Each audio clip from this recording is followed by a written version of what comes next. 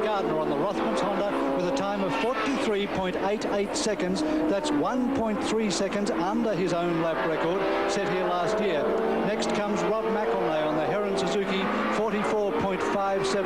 Then Michael Dowson on the Grandfather's Axe, one of the oldest bikes in the race, the TZ750 Yamaha, a 44.83. And Rob Phillis, the first of the four-stroke Formula One bikes, the Yoshimura Suzuki, 44.93. And if you look at that, only 0.36 of a second separates second from fifth place on the start, from fourth place on the starting grid. 20 laps of Calder Park, all in readiness. And Malcolm Campbell left the start without any shadow of a doubt. Michael Dowson hauls him in. Gardner is in about fourth place at this moment, but you can see him there beautifully slotted, keeping clear of trouble and not fussing at the moment. Neil Chivers further back on 56. And it's Robbie Phillis who rounds them up on the four-stroke Suzuki, just as Peter Clifford suggested, and leads them down the back straight. But how long will it be before they overhaul him on these nimble Grand Prix machines? Followed by Dowson and by Malcolm Campbell and Wayne Gardner. Phillis the leader.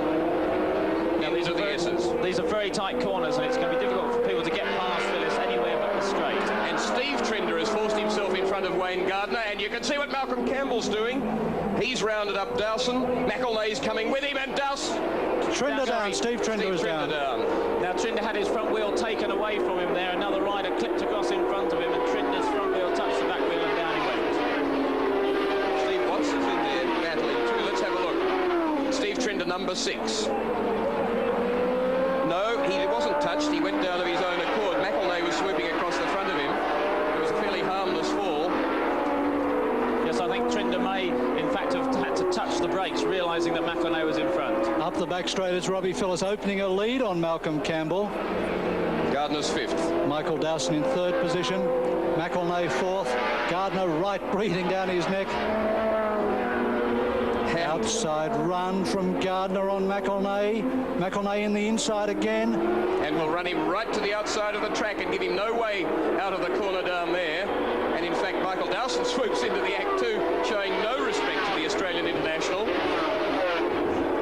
Phillis still on the lead. Campbell next. Dowson swoops around the outside of Gardner and around the outside of Campbell as well, but goes too wide and drops right out of contention behind the two of them.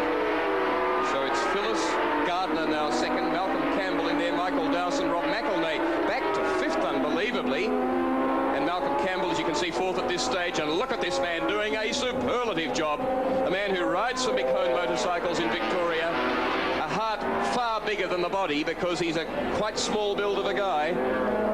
But an electric little rider, Robbie Phillis, always full of fun, loves his racing, but so serious, quick and professional when he gets on the bike.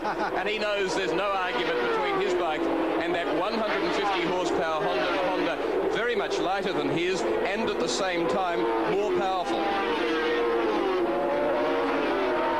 3 laps completed, starting their 4th. And now Gardner has a clear road in front of him. I really doubt that anyone's going to be able to do anything about it. Still, amazingly, Robbie Phillis is 2nd. Michael Dowson got him now. Rob McElnay looking for him. Then it's Malcolm Campbell, Peter Radford, and further back Dave Peterson, the Zimbabwean. Peterson there on the creepy crawly Honda. His bike is down on power compared with those two in front of him. Nowhere near as quick as the Work Suzuki and the Honda. That's a private machine Peterson's riding. And it's Kevin McGee behind Peterson. Actually, in this race, Peterson is running without the power valve, so he's losing out on mid-range torque on the Honda, a system that closes up the ports in the mid-range and lets the machine pull better at lower revs. Peterson has had to take that off bike P because he's having problems with it. He's lying immediately behind this battling pair, Malcolm Campbell on 3 and Peter Radford on P. And we see that Rob McElnay has now stolen 3rd place away from Phillis and has got his sights set on Dowson, number 1. That's McElnay on the Skull Bandit Suzuki. A space-age carbon fibre frame makes this bike handle really superbly, and McElnay can flick it through the corners in great style. You can see him braking deep into turns. That's something that this bike does exceptionally well. There's the shot from Wayne Gardner's Rothmans Honda V4 as he comes through the Calder Park S's. And he's closing up, I think, on Jeff Sale on the 750 Superbike Suzuki, which he should squirt past down the straight as Honda pulls a little wheelie in and out of the slipstream, almost as you blink past Sale. Shows how lightningly fast this Honda is as he approaches another tail ender. Closing up now, and this is another 750 Suzuki. This is Robert Holden's bike, I think, just as a guess, as Gardner beams in and flashes past again, so much faster. And yes, it was Robert Holden. So we switch back to McElnay, who has got in front of Dowson and quite clearly away from him. Now McElnay with a clear road ahead of him for a little while before he comes upon a tail ender. He's going to have to try and make very good use of that to get clear of Dowson.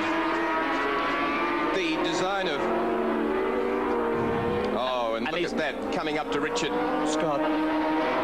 Bike number 5, Wayne Gardner, has to sit behind him out of the S's, then down the straight, winding from 2nd to 3rd to 4th, 5th gear, doesn't get into 6th, down the straight, 250 kilometres an hour, hard down on the brakes, the camera looking downwards as the bike goes down at the front, and then he gets back onto the throttle.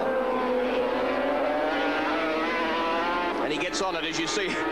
More sky, you know what the front wheel's doing, and look at the wind moving him around as well down that back straight. Yes, as we see Gardner flicking the bike through the S's, apex to apex, almost touching each curb. You can guess that his knee's touching it because the knee is outboard off the camera, of course. Pulls wide, and then he'll come back towards the inside again as he accelerates onto the straight. Pulling a little wheelie there. The only problem he has now really is concentration. He's just got to keep himself on the boil to make sure there are no minor mistakes, and being now an experienced Grand Prix man, I can't see him doing that. This race, of course, short by comparison with Grand Prix distance. You can see him moving his weight across the machine, backside slipping one side of the bike to the other as he pulls it through the S-bends. Very nicely done. Wearing away his knee pads, comes out of the final corner, down the straight, in a superb, calm, well-planned riding exhibition. Wayne Gardner first in Heat 1 of Round 1 of the 8th Swann Insurance International Series. This heat and round being run at Calder Park, and a lovely ride by him. Michael Dowson on 1, the Pitman's TZ 750 holding 3rd place behind that man. Rob McElnay on the Skull Bandit Suzuki, who finishes 17 seconds behind Wayne Gardner. So it's V4 Honda in first place, the Rothmans Honda. It's the Square 4 Suzuki of Rob McElnay with the carbon fibre frame second, and Michael Dowson